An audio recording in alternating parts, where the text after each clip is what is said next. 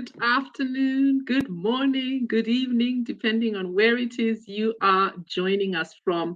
Welcome to yet another edition of the EQ Lunch and Learn series. My name is Mucham Lingo and I am your host. I'm excited as always. You know, I'm an EQ fanatic and always happy to talk about all things emotional intelligence. Let me say a quick hi to the first people to join us today, Ada, Kialo, and Joy. It's great to have you here. Thank you very much for joining us. Our topic today is top skills for the 21st century workplace. We are going to dive into a conversation about the essential skills that are required in this rapidly evolving 21st century workspace. Our aim is to provide you with insights into the key competencies that individuals need to thrive in their careers and contribute effectively to the dynamic and interconnected global workforce. Our panel discussion today is designed to be a constructive resource for those who are looking to grow in their career. Of course, we'll talk a little about EQ because we know that emotional intelligence is one of those critical skills, but that's not all we will be talking about. So today, as we have our conversation, we're going to be looking at the skills essential for thriving at work. We're going to be talking about some of the competencies. We'll be also talking about skills, competencies. Are they the same thing? Are they different? And of course, we'll be talking about how emotional intelligence is something that will support us too. So I'm really excited about the conversation that we are going to have today. And of course, I am not alone. I am not alone. I am here with two panelists who are going to help us have this conversation. And I would like to introduce both of them so that they can say hello to you. So before I bring my panelists up, allow me to say I hope you have the lunch. Today we are going to bring the learning as we dive into this 30-second episode of the EQ Lunch and Learn. Our first guest, I should say ladies first, our first guest is Jean Walucio.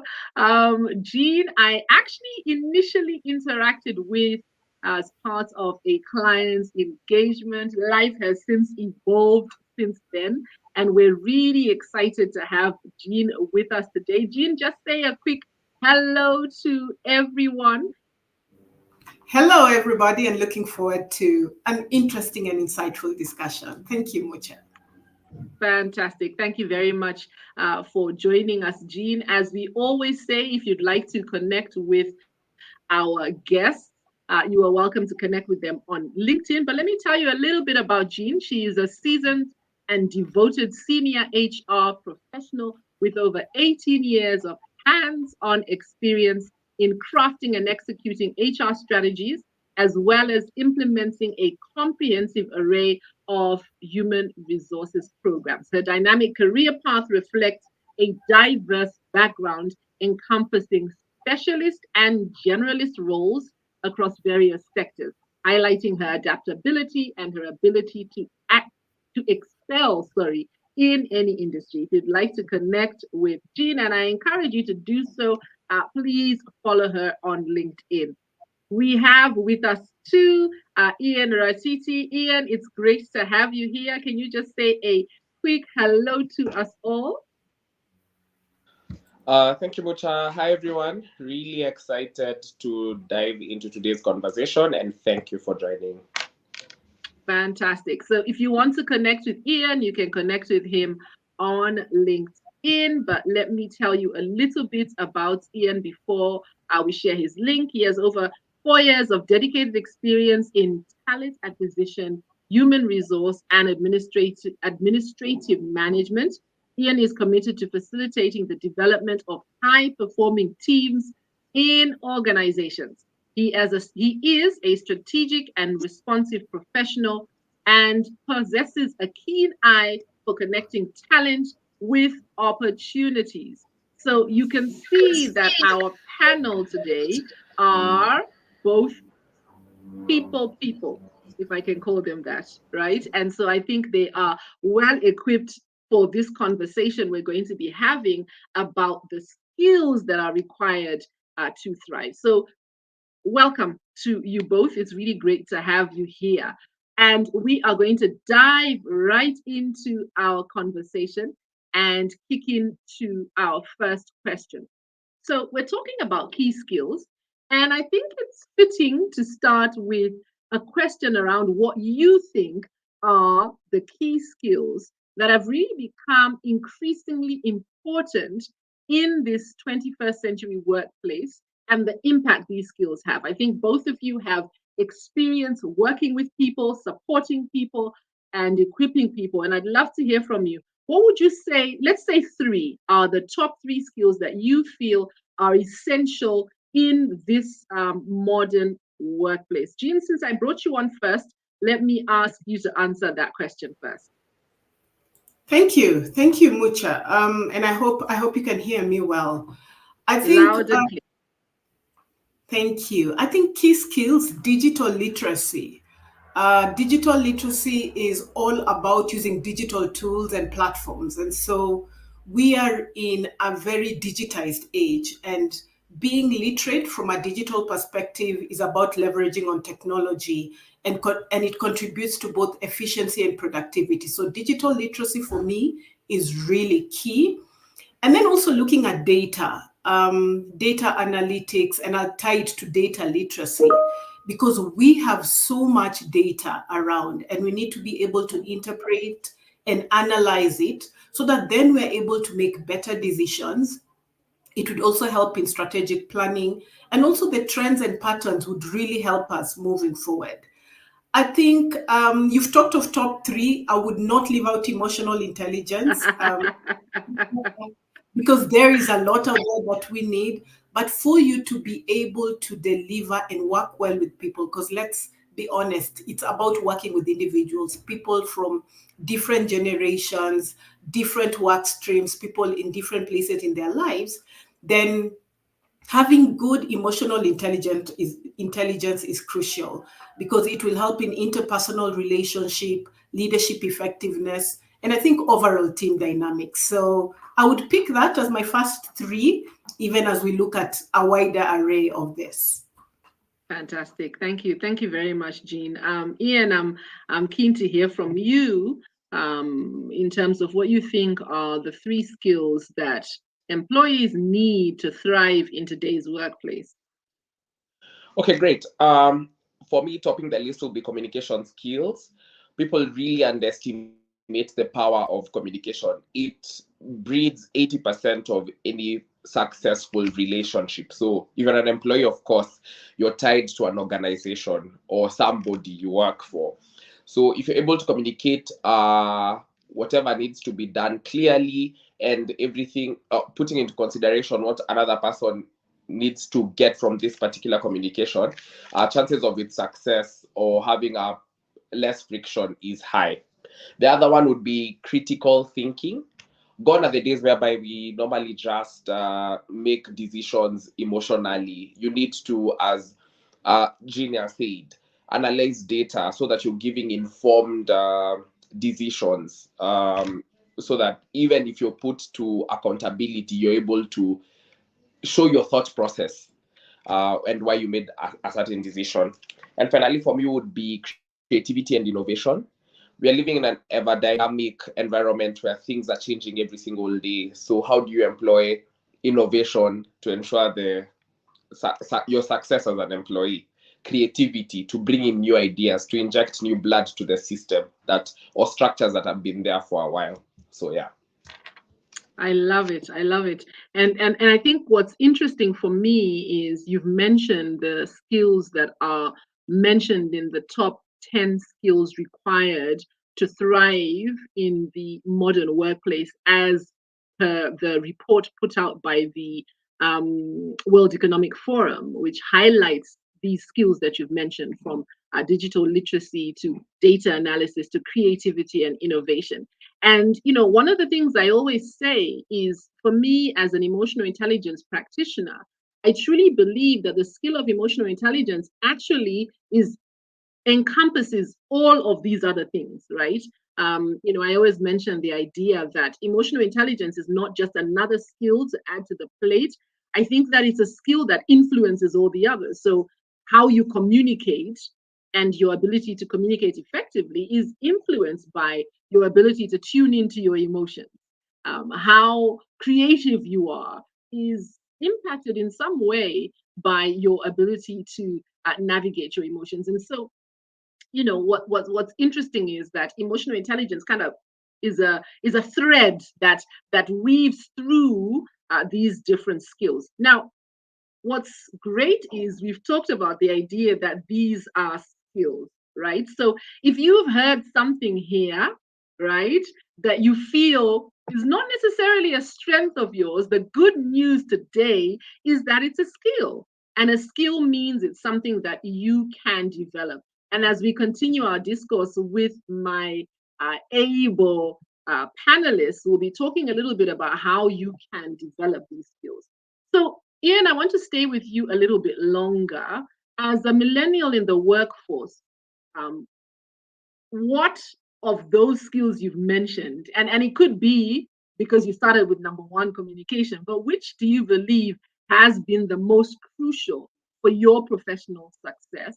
And maybe you can share some evidence to back this, or some instances where you've seen individuals who have a lack in this skill have been held back as far as their career is concerned.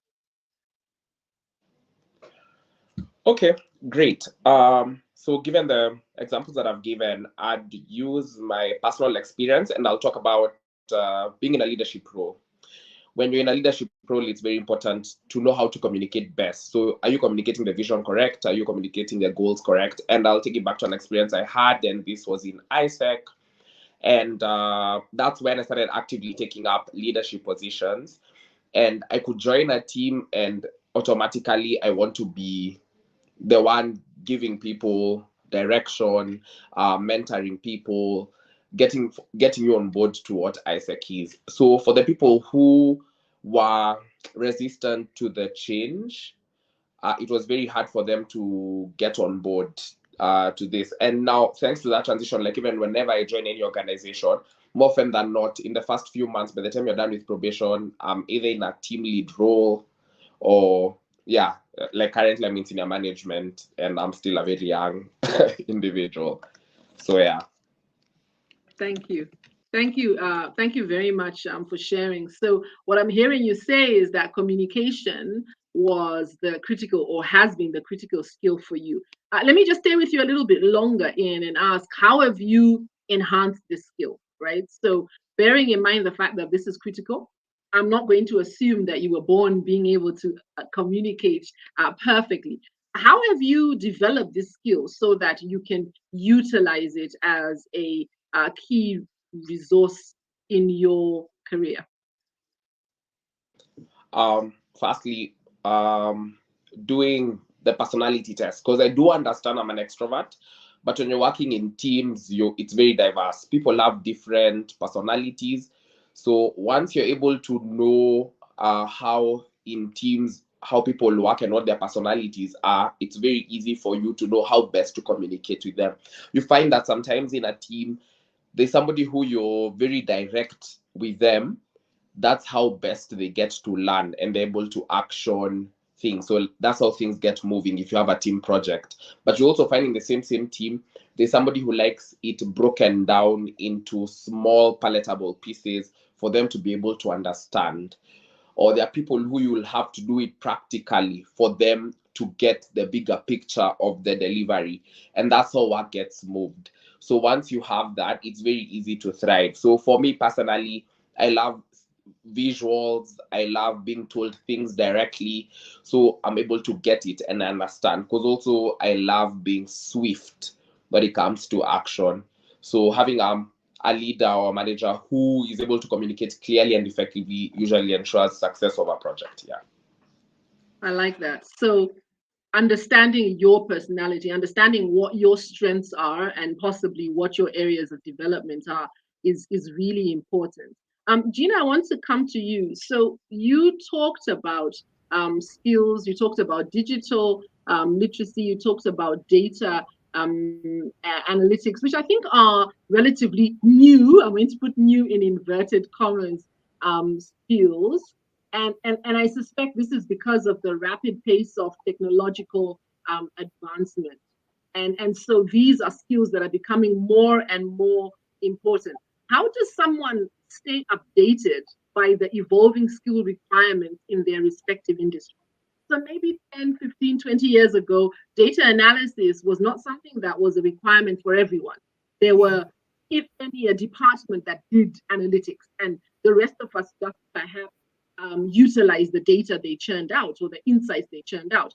So things have changed. How do I remain updated without becoming overwhelmed with the evolving requirements as an employee? That is really good. And I ascribe to the principle of the 70-20-10 rule.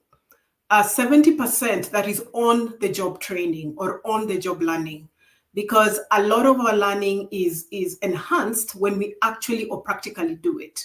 So for example, if you're interested in digital upscaling from a digital perspective, go and work with an expert or work with somebody you believe will help you upskill.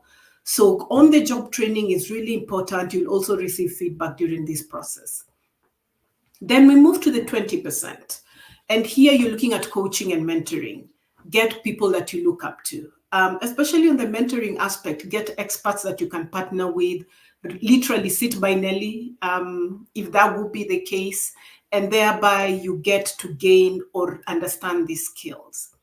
And also in the coaching and mentoring, you will be networking. So networking is really, really important, because going to symposiums, listening to webinars, podcasts, understanding more on EQ, if that is what you want to get to learn, this will then help sharpen the skills. And then finally, the 10%, which most of us really concentrate on, which is either classroom or face-to-face training, depending on how you want to look at it. So I would say if somebody wants to develop their skill, they should embrace all this, because on-the-job learning, getting a coach, mentor, classroom, and virtual learning would then help them know or master the skill better and enhance in terms of being able to deliver. That would be my advice. I like that, Jean. I like that. And what's great about your advice is we all have access to on-the-job learning, right? So we all have access to spaces where we can immerse ourselves so we can learn by doing.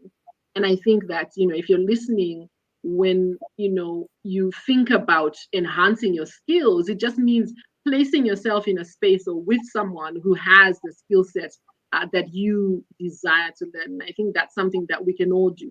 Within our organizations, we can also volunteer.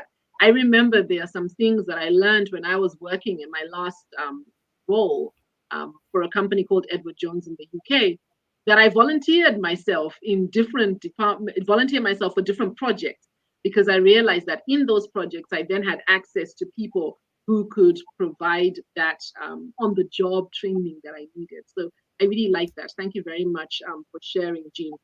So ultimately, if we want to grow and develop, we're going to have to invest in continuous learning. The reality is that learning is something that we need to keep doing so that we can remain relevant.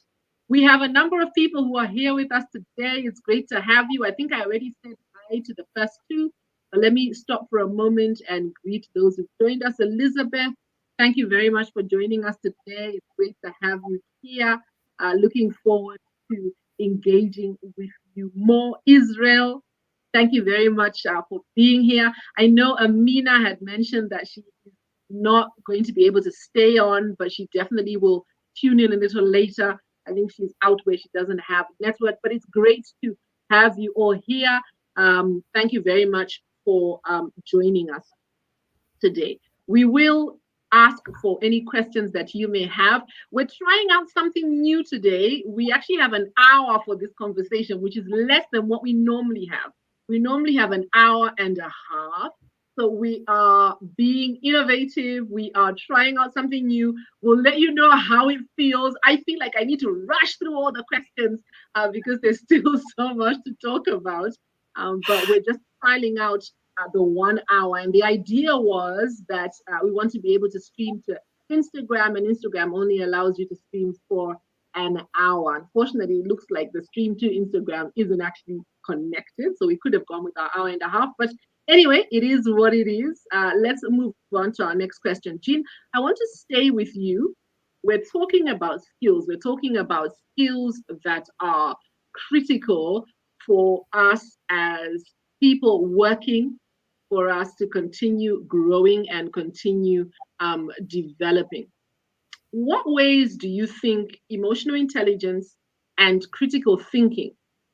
One of the things that I think Ian mentioned was critical thinking, and then you mentioned emotional intelligence. In what ways do these contribute to our success at work, right? We obviously are the EQ Lunch and Learn, so we're always going to talk about emotional intelligence, but let's be practical here. How do those skills actually help us? And maybe you can share how someone could cultivate, or at least begin on the journey towards cultivating these skills. Thank you, Mucha. And that is really interesting because when I look at emotional intelligence and how it contributes to workplace success, it is a must to have this particular skill set. Because you look at interpersonal relationships, because EI enables individuals to not only understand themselves, but manage their emotions and those of others. So that it helps in fostering positive reactions or interactions and effective collaboration, which speaks to the kind of skill we want in terms of development when we look at collaboration. It also helps in leadership. It is said that people do not leave organizations, they leave their leaders. And when you have leaders who then understand their emotional intelligence, they're able to inspire their teams, lead them, and increase productivity. How do they do this?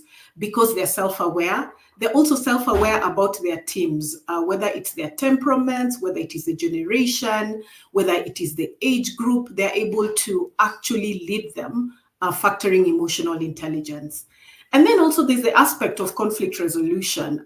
With EI, you are more present when dealing with conflict resolution because you listen to other people's perspective and try and ensure as much as possible you find mutually beneficial solutions. And now when I look at critical thinking, obviously it is key in the workplace for problem solving because critical thinking is about analyzing complex situations and identifying problems and then developing creative solutions. So it helps in problem solving within the organization. And also it helps in informed decision making because it's about evaluating information and ensuring that the decisions are well-founded and contribute to the overall success of whether it's a project, whether it's the team or the organization.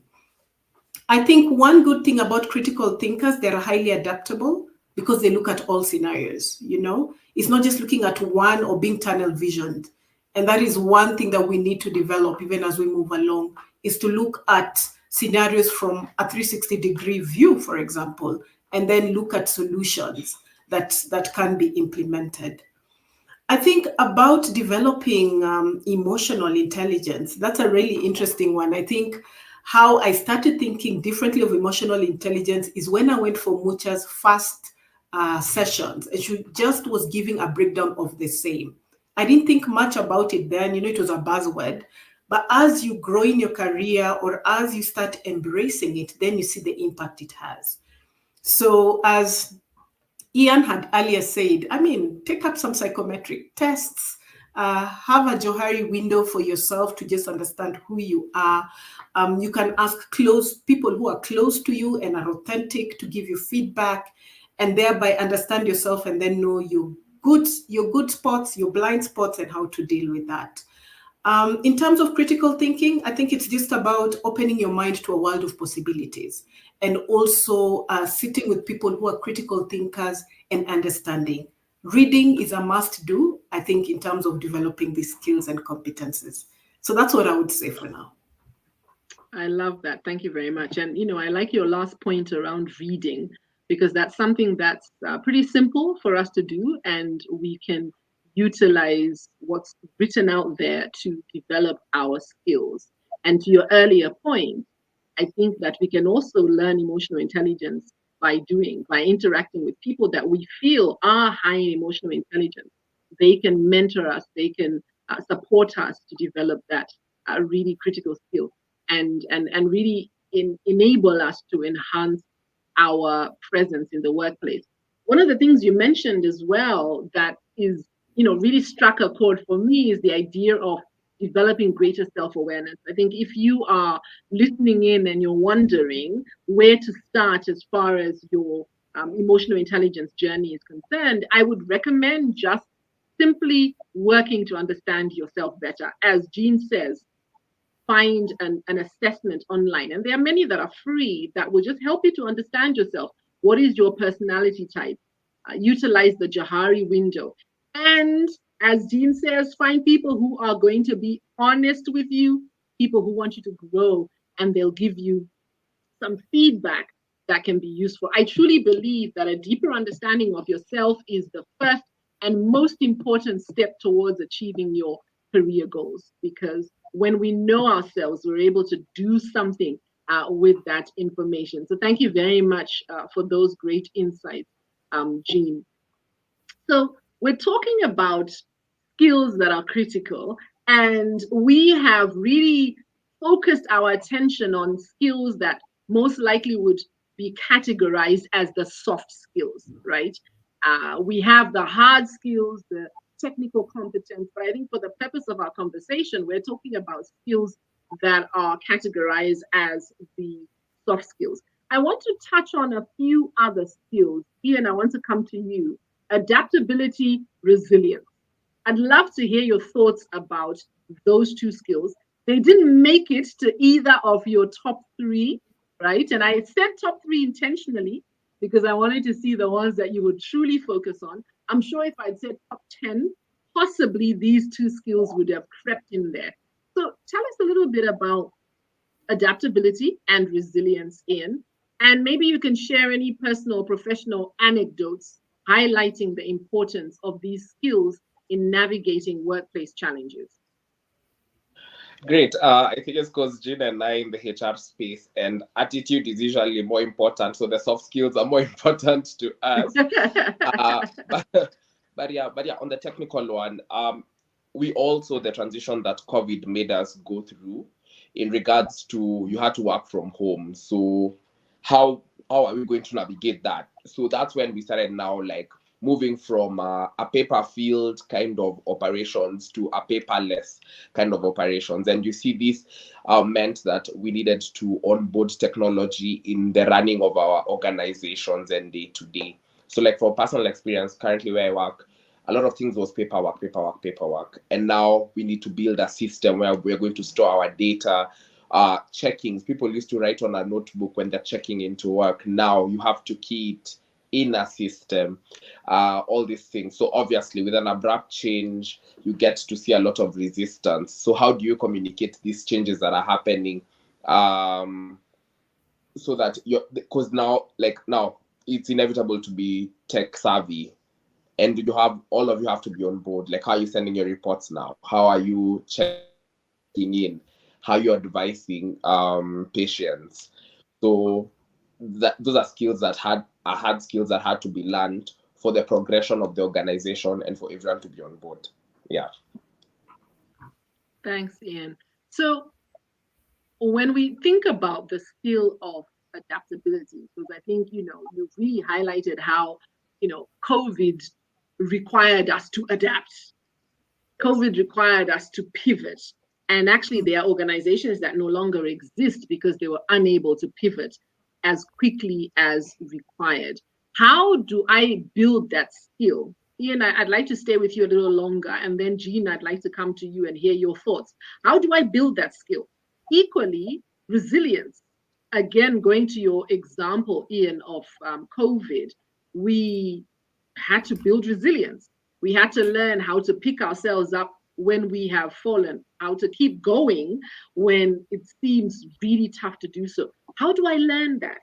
What if I don't feel that's something that came naturally for me? What are some of the ways that I can develop these critical skills? So, Ian, if you could just share from your experience, what are some of the things maybe that you've done that have helped you to build this skill of adaptability and resilience? And the reason why I'm focusing on this is because sometimes we think that these are traits. So we think I am either adaptable or I am not adaptable. I am either resilient or I'm not a resilient. But I think our conversation today is really to highlight how all of these skills for success in the modern workplace are skills, which means we can build them. So how have you built these skills? And then Jean, I'll come to you as well. So when it comes to adaptability, okay, resilience is the ability of how far you can push, yeah. So how I can talk from a HR perspective, how I ensure that some of these things were implemented. I encourage continuous learning. So how does continuous learning look like? There are people who will be their staff members are going to be very on board with the new changes, and it will be a no-brainer, but some really struggle. So how do you do it?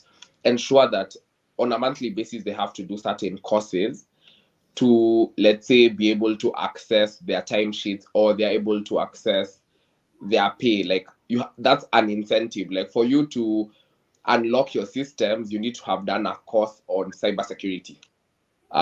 You get, so like that's how you start encouraging continuous learning. At the beginning it can be a risk, but after a while they start knowing, okay, I need to know how to work on Excel, I need to know how to do things using Word, I need to onboard AI technology in doing a particular task. So these are some of the ways that I've encouraged the changing of or being more adaptable to the changes, and to also their personal growth. Yeah. And also developing a growth mindset, like showing them that it's really important to be on board, because when you grow, XYZ will happen, type of situation. So it's just inculcating that to the team leaders to trickle it down to their teams. Yeah. Thank you very much. I like your point around growth mindset. This idea that, there's always room to grow, there's always room to do more and to do better and to improve ourselves. And I like what you said around, as an organization, incentivizing people to learn. Because the reality is we get the behavior we focus on within our organizations. And so if we want people to build the capacity or to continue learning, then we also need to motivate them to do that. So I like the point you made around motivating the team to be able to keep learning. Jean, perhaps in addition to experiences that you could share of what you've done from an organizational perspective, because like I said, today we have HR practitioners on today with me and leading this conversation. But in addition to maybe sharing some of your experiences from a work perspective, I'd also be interested to know from your personal perspective, what are some of the things that you've done to build resilience for yourself and to help yourself to become more adaptable? Okay. I think I'll start with for myself, especially in the digital space. The aspect of reverse mentoring has worked really well. When you look at reverse mentoring, you find there's a certain age group that is more tech savvy than I am. And so I would go to this particular group and they're able to teach me so many things, how to, whether it's ChatGPT, whether it's just using aspects on my phone, whether it's to improve productivity.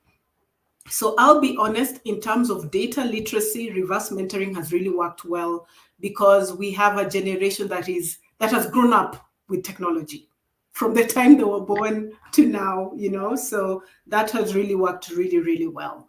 In terms of from an organization perspective, as Ian has aptly put it, it's about the growth mindset. And it is a theory or a practice that I really, really embrace. Because once you have the growth mindset, even when you fail, you realize that you do not stay there. You wake up and you keep on trying and doing better and learning and upskilling. And that then has created a sense for me in terms of you have not reached. There is still room to grow. based on my environment, the people I'm working with, the people I interact with.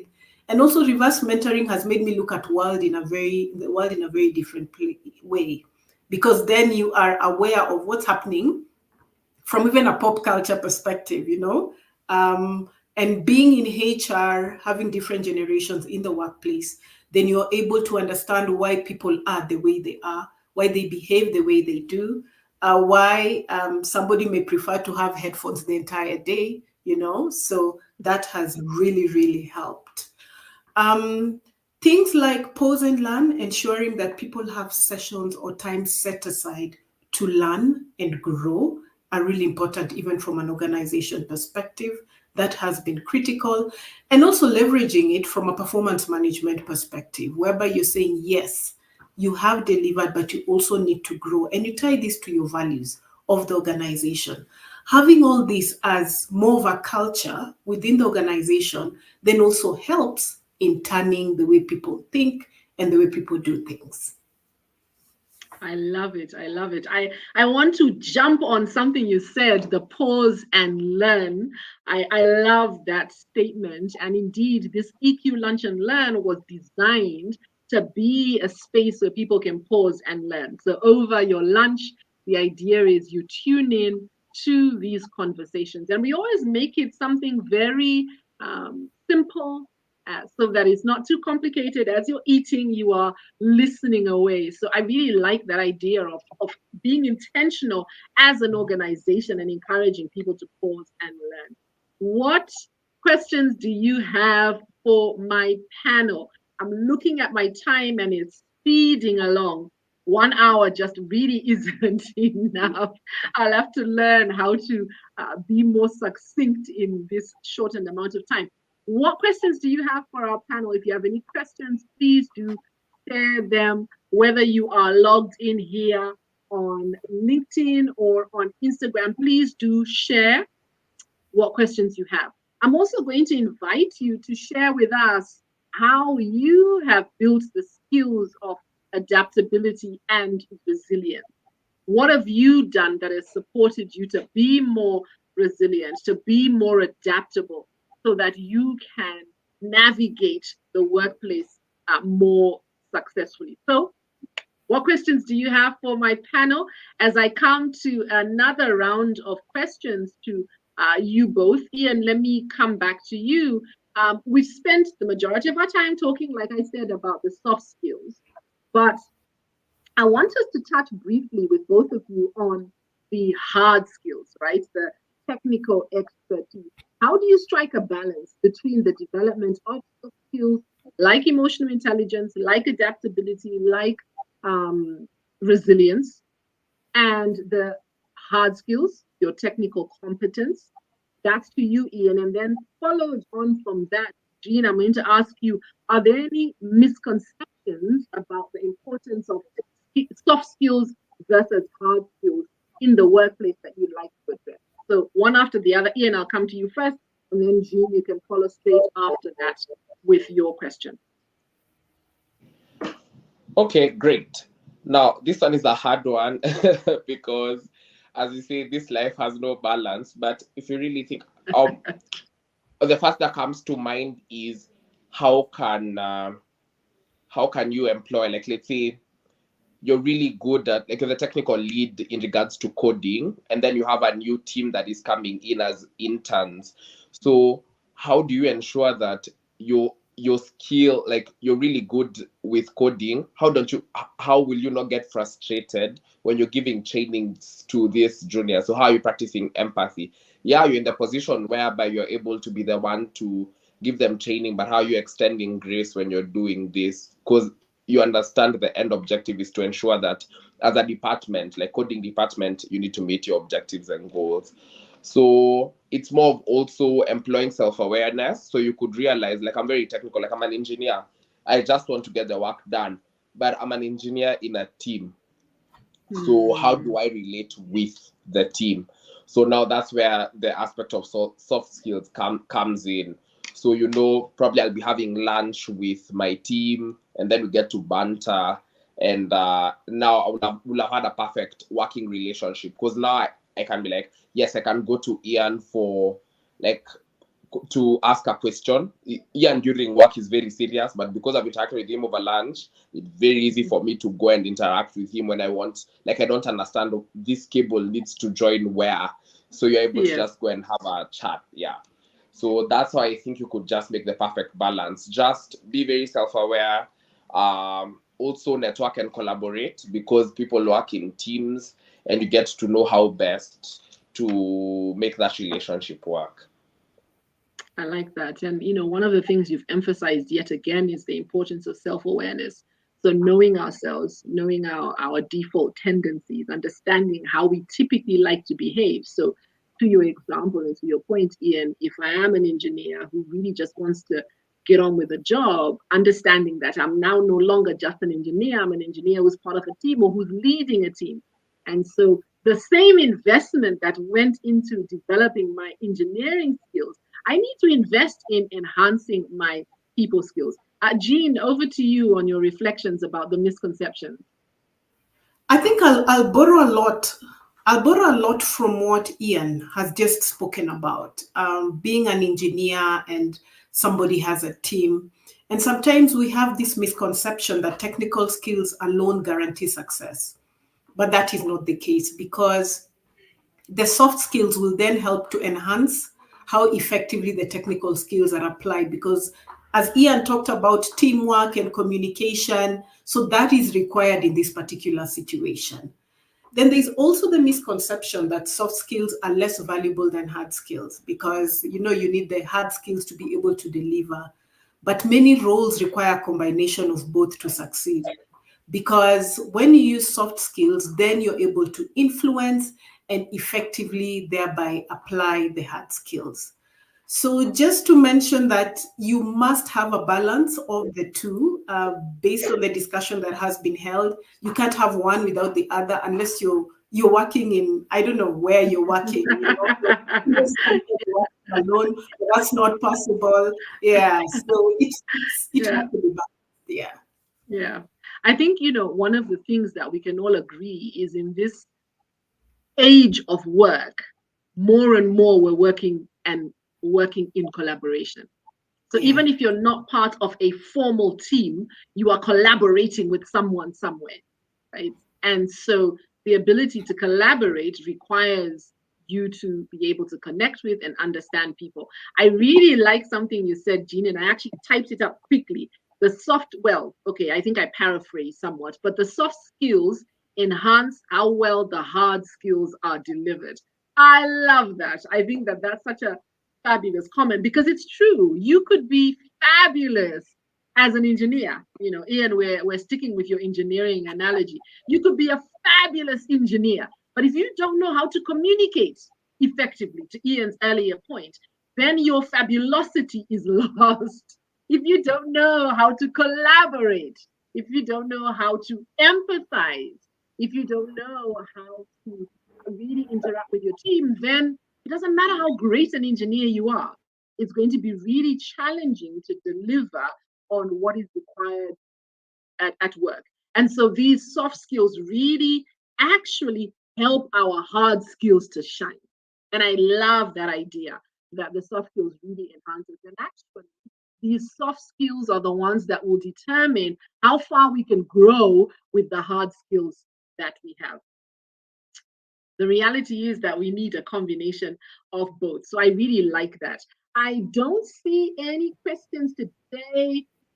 Guys are quiet. I'm not sure if that's because we are answering everything you are thinking, or if you are just mulling it over. If you do have any questions, please do share them, whether you're watching from LinkedIn, which is I think where the most people are today, or from YouTube. I saw a statistic from the team today that got me really excited when we were preparing our annual report, which we'll be sending out at the end of this week. We look back to see the engagement that we've had with the EQ Lunch and Learn, and the stats that were shared with us from LinkedIn. We started streaming to LinkedIn September 2023, if I'm not mistaken, or maybe these are just stats from September 2023. The the stats are we've had 1,202 views of the EQ Lunch and Learn since September 2023. And since we began the EQ Lunch and Learn, we've had 6,702 views on YouTube. Those stats really excited me because the aim of this program is to support you on your emotional intelligence journey. Before I come to my panelists to share a final question and ask for their parting shots, I can't believe we only have 7 minutes left. Allow me to share with you an exciting update. And we have a question here. So as I share the update, I'm going to put the question on the screen so that you can mull it over. Ada says, how do you deal with an employer who lacks in the soft skills? Woo, especially communication. So there's a good question. Hopefully, as part of your parting shot, you'll be able to answer for that. I want to share with you our upcoming training, Insights for People Development. If you have been following us on this program and you feel that now is the time to invest a little more time and effort into enhancing your emotional intelligence skills, then we're delighted that we will be running our quarterly Insights for People Development program, which runs over a 4-day period for an hour and a half each day.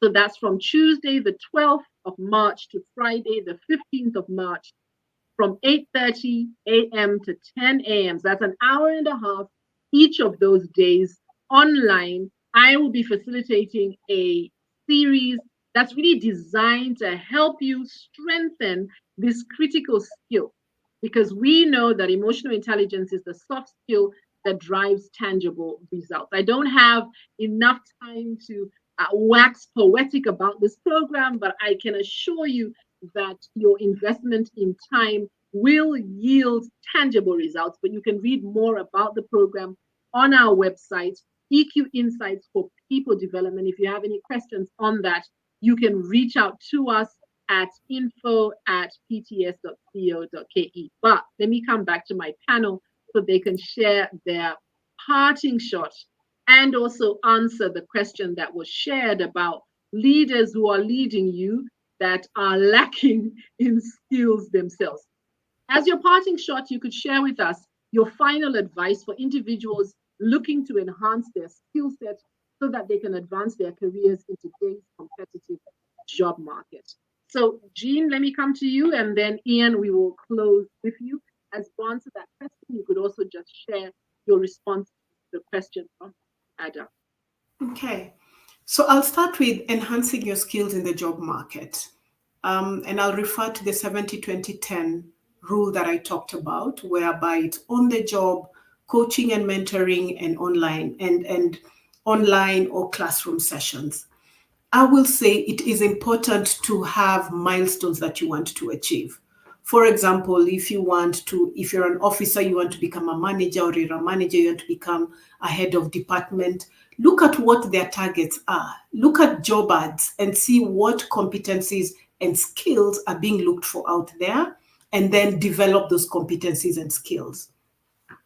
Again, have mentors and coaches whom you can walk with the journey, and be curious, be innovative, communicate well, which we said is really important, and embrace digital and data. That is really, really important.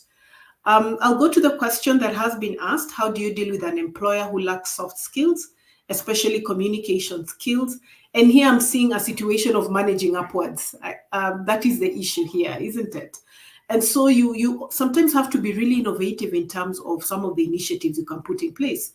You can decide to introduce a session on communication skills for the entire organization, or for a certain segment of the organization, so that now people are upskilling, and this person then gets to see that, hey, these are my good points, and these are the areas I need to improve on. So it's about using emotional intelligence to actually introduce these initiatives and influence upwards. And if you feel there's somebody that can speak to this employer in a diplomatic way, in a good way, and influence them positively, then that is also another way to go. So it's about looking at the situation and weighing what will work for you, and then going in for it. So I wish you all the best, even as you try and influence accordingly. Fantastic. I really like that point you made, Jean, about influencing upwards. And influencing upwards really requires you to assess the scenario clearly so that you can identify possible strategies. Ian, over to you. What are your thoughts? Great. So, with dealing with an employer who lacks soft skills, especially communication skills, for me, I'd say curate a feedback system and structures that will enable for them to know. Because what I've also come to realize, a lot of people are not aware of how their actions impact their teams. So sometimes it's as simple as bringing to their attention that everything that you're not feeling hard or you didn't communicate through this well. Also, people need to understand even the employer needs the company or organization success. So you're working towards the same objective and vision. It's just that you have different positions in the organization. So people should stop being afraid of communicating where things are not going correct. Just do it in a very respectable way, and also again go back to people's personalities. People love being communicated to in different ways. For my parting shot, I'll just reiterate what Junior said. I say submit to an authority, and this means get a mentor. You can't operate the professional space blindly. You need to know how to play the politics. You need to know what are the skills that are important or needed in the different industries that you are in the industries that you are in. So it's very essential to have people who've walked the journey before you, and then new upcoming trends. You need to be very in sync. So by that extension, it also means you need to skill up because it's an ever-changing business environment. So you need to be on top of things at all times. Yeah. And with that, I wish everyone all the best in their career journeys. Fantastic. Thank you. Thank you so much. Wow. There was so much said. And as far as the parting shots are concerned, I just really want to echo and emphasize 3 points that Jean and Ian have made. Ultimately, you are the one who will determine your growth. And I really love what Jean said. She mentioned that if you're looking to grow in a particular direction, look at the required competencies at that level and then invest in yourself and develop those competencies. And then get mentors. Ian says, stop trying to navigate blindly. There are others who have gone ahead of you who are more than able to support you. So find mentors who can support you so that you can invest in your skills. I think those are 2 really, really critical points that have come from the parting shot. I see that we have one last question, which I'm going to just quickly touch on. There's a question here. How can you collaborate a team that is not honest? I think ultimately this goes back to the point that Ian made earlier, that we need within our organizations to build in ways of giving constructive feedback. I think a lot of times we are dancing around the issue and we are not actually addressing the issue. So my advice, where you have a team you feel is not honest, I would identify the critical things you've noticed and find ways to give feedback. And remember, when we're giving feedback, which is yet another skill, is not designed to demoralize people, it's designed to build them up. So give feedback from the point of view of building people up. Well, there you have it. Our hour is up.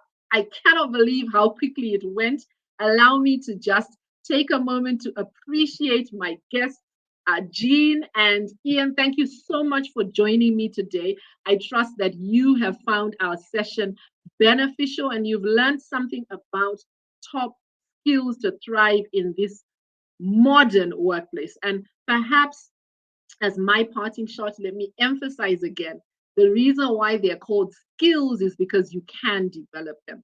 You can build your capacity, and this will help you to thrive in the workplace. So, as you reflect on our conversation today, let me give you some homework. First of all, check out the training I mentioned on our website, learn more about it, and see if it's something that could be beneficial to you. Secondly, do a skills audit. Identify what your top skill is, be honest about it. What can you genuinely say you feel is your key strength. Remember, we said self-awareness is critical for your development. So do a skills audit. What would you say is your top skill? You need to be able to give evidence for that.